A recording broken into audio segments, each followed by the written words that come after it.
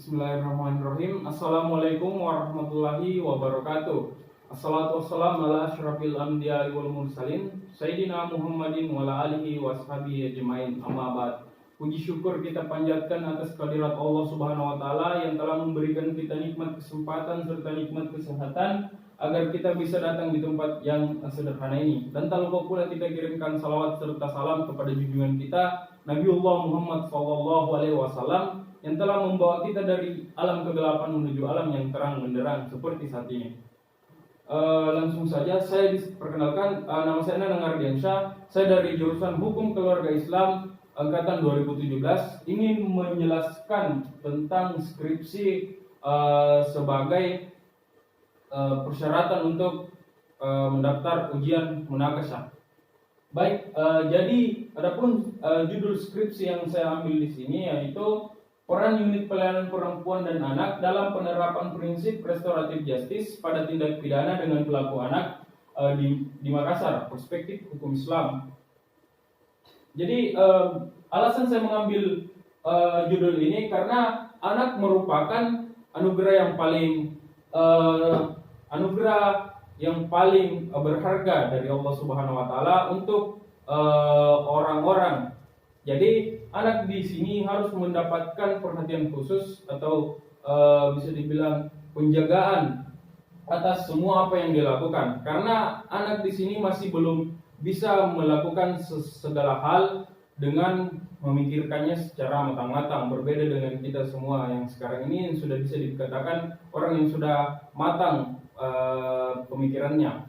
Jadi anak ini terkadang melakukan tindak pidana yang dimana itu dilakukan bukan atas kesengajaan atau bukan atas kemauan sendiri, tapi itu atas dasar lingkungan ataupun kondisi yang dialami. Karena anak mempunyai saya katakan lagi, anak mempunyai pemikiran yang masih belum matang, gitu. Jadi di sini pemerintah menanggapi hal ini, pemerintah mengeluarkan sebuah undang-undang yaitu sistem peradilan pidana anak, yaitu anak mempunyai perlakuan khusus ketika dia berhadapan dengan hukum ataupun ketika anak menjadi korban tindak pidana.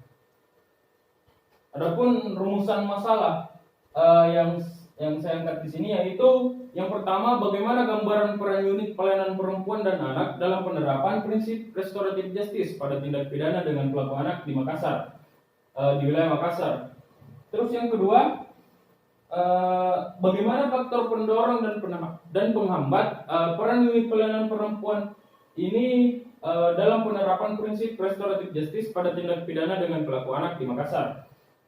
Terus yang ketiga, bagaimana perspektif hukum Islam terhadap peran unit pelayanan perempuan dan anak ini dalam penerapan prinsip restoratif justice pada tindak pidana dengan pelaku anak, gitu.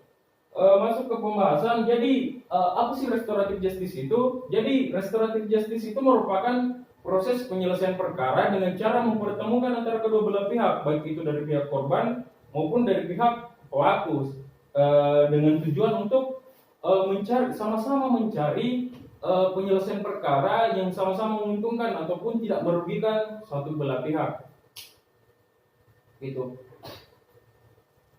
Restoratif justice ini dalam penyelesaian perkara tindak pidana anak itu diwajibkan diberlakukan karena ya disinilah spesialnya anak, gitu. Terus yang ketiga, jenis penelitian yang saya angkat di sini, yang saya gunakan di sini yaitu jenis penelitian kualitatif yang memiliki tujuan mampu digunakan untuk memberikan gambaran menyeluruh terhadap fenomena yang sedang diteliti. Adapun penelitian ini lebih mengutamakan observasi, wawancara, serta dokumentasi. Lanjut ke kesimpulan. Jadi kesimpulan dari penelitian ini, hasil penelitian ini menunjukkan bahwa dalam pelaksanaan tugasnya atau pelaksanaan atau penerapan prinsip restoratif justice yang dilakukan oleh unit PPA atau unit pelayanan perempuan dan anak di Makassar itu, Polrestabes Makassar itu hanya berperan sebagai mediator ataupun penyedia ataupun dia hanya sebagai wadah untuk dilakukan restoratif justice, yaitu dia mempertemukan antara kedua belah pihak, antara korban dan pelaku. Jadi unit PPA ini tidak memberikan intervensi apapun. Jadi penyelesaian di sini, menggunakan restoratif justice ini itu sepenuhnya diberikan kepada korban maupun pelaku, gitu. Dan dalam hukum Islam itu ini disamakan dengan qisas, yaitu memberikan denda jika keluarga dari korban ini memberikan maaf kepada pelaku. Baik, adapun implikasi implikasi di sini ada dua, yaitu pertama, unit PPA harus melakukan pengkajian, penelitian dan pengedukasian dalam penerapan prinsip restoratif justice ini kepada masyarakat. Terus yang kedua, unit PPA Polrestabes Makassar ini harus memperbaiki atau meningkatkan kapabilitas dari aparat dari unit PPA ini dalam penerapan prinsip restoratif justice agar menjadi humanis dan menyeluruh. Mungkin itu dari saya. Sekian. Wabillahi taufiq wal hidayah. Wassalamualaikum warahmatullahi wabarakatuh.